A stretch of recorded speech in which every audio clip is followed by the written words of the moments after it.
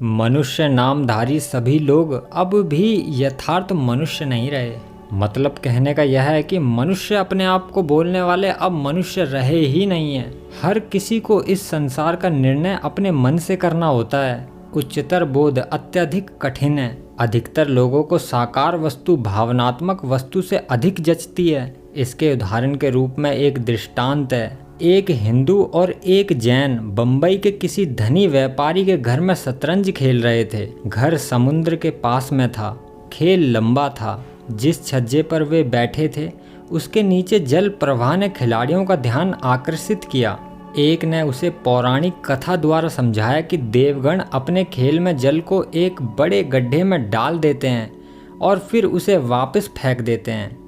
दूसरे ने कहा नहीं, देवता उसे एक ऊंचे पहाड़ पर उपयोग के लिए खींचते हैं और जब उसका काम हो जाता है तो वे उसे नीचे फेंक देते हैं। एक नवयुवक विद्यार्थी जो वहां उपस्थित था उन पे हंसने लगा और बोला, क्या आप नहीं जानते कि चंद्रमा का आकर्षण ज्वार भाटा उत्पन्न करता है। इस बात पर उन दोनों व्यक्तियों को बहुत गुस्सा आया और वो गुस्से में उस व्यक्ति से भिड़ गए और बोले कि क्या वह उन्हें मूर्ख समझता है क्या वह मानता है कि चंद्रमा के पास में ज्वार भाटे को खींचने के लिए कोई रस्सी है और क्या वह इतनी दूर पहुंच भी सकता है। उन्होंने इस प्रकार की किसी भी मूर्खतापूर्ण व्याख्या को मानना अस्वीकार कर दिया। इसी अवसर पर उनका मेजबान कमरे में आया और दोनों पक्षों ने उससे पुनः विचार करने की प्रार्थना की। वह एक शिक्षित व्यक्ति था और सचमुच सत्य क्या है वह जानता था, किंतु यह देखकर कि शतरंज खेलने वालों को यह समझाना एकदम असंभव है, उसने विद्यार्थियों को इशारा किया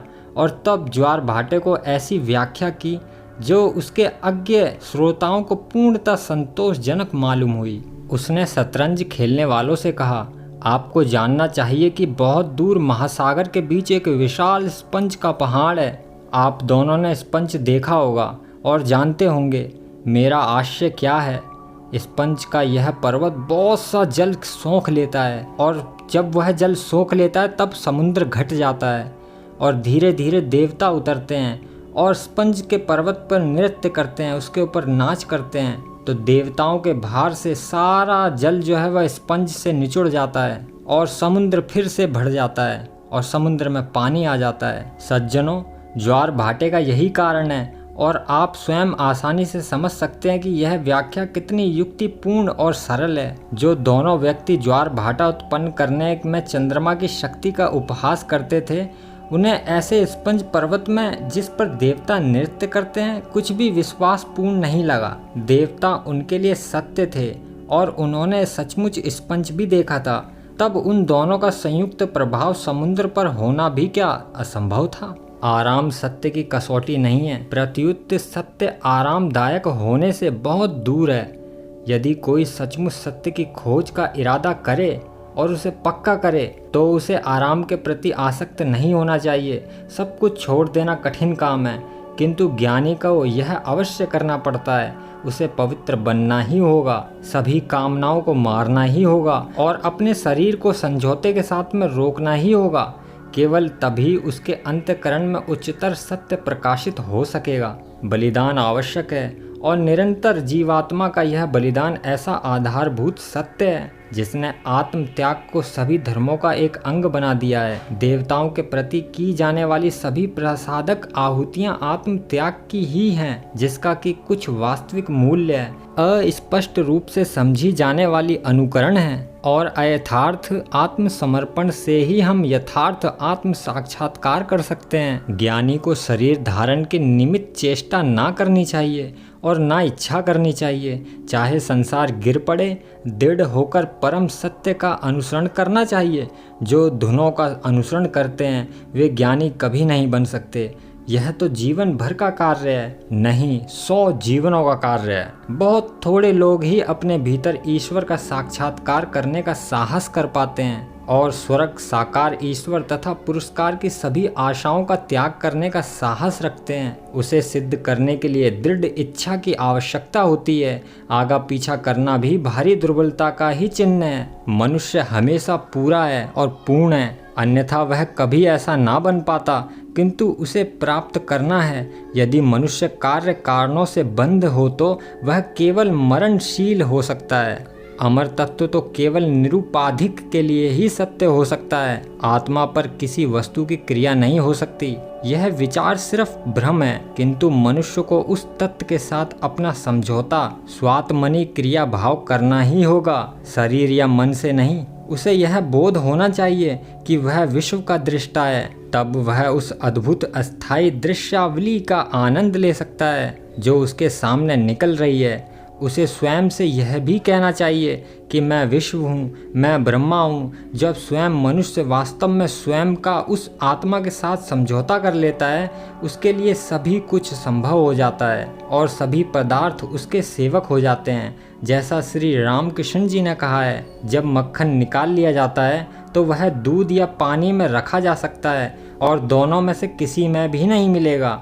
इसी प्रकार मनुष्य जब आत्मा का साक्षात्कार कर लेता है तो वह संसार द्वारा दूषित नहीं किया जा सकता। एक बार अगर मटका पका दिया जाए तो उसका आकार नहीं बदला जा सकता। इसी प्रकार जिसने एक बार प्रभु का स्पर्श कर लिया और जिसे अग्नि की दीक्षा मिल गई, उसे बदला नहीं जा सकता।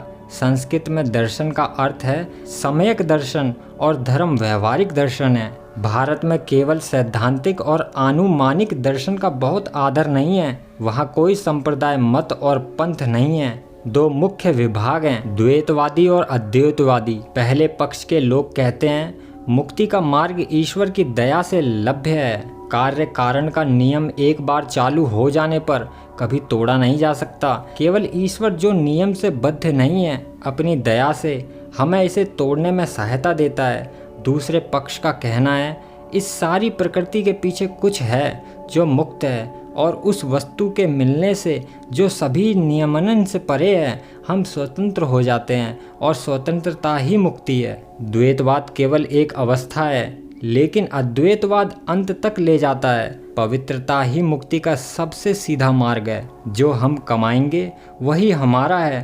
कोई शास्त्र या कोई आस्था हमें नहीं बचा सकती। यदि कोई ईश्वर है तो सभी उसे पा सकते हैं।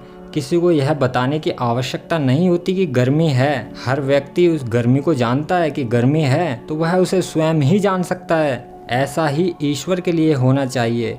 वह सभी की चेतना में एक तथ्य होना चाहिए। हिंदू पाप को वैसे नहीं जानते जैसा कि पुराने विचार से समझा जा सकता है। बुरे काम पाप नहीं है, उन्हें करके हम किसी शासक को, परम पिता को अप्रसन्न नहीं करते हैं। हम स्वयं अपने को ही नुकसान पहुंचाते हैं और हमें दंड भी सहन करना पड़ता है। आग में किसी को उंगली रखना पाप नहीं है, किंतु जो कोई रखेगा उसे ही दर्द होगा, उसे ही जलन होगी और उसी को ही दुख उठाना पड़ेगा। सभी कर्म कोई ना कोई फल देते हैं, जिनको हम कर्म फल कहते हैं, और प्रत्येक कर्म कर्ता के पास लौट कर आता है। एक ईश्वरवाद का ही पूर्ववर्ती रूप त्रिमूर्तिवाद, जो कि द्वैतवाद है, अर्थात मनुष्य और ईश्वर सदैव के लिए पृथक हैं। ऊपर परमार्थ की ओर पहला कदम तब होता है जब हम अपने को ईश्वर की संतान मान लेते हैं, और तब अंतिम कदम होता है जब हम अपने को केवल एक आत्मा के रूप में ही अनुभव कर लेते हैं।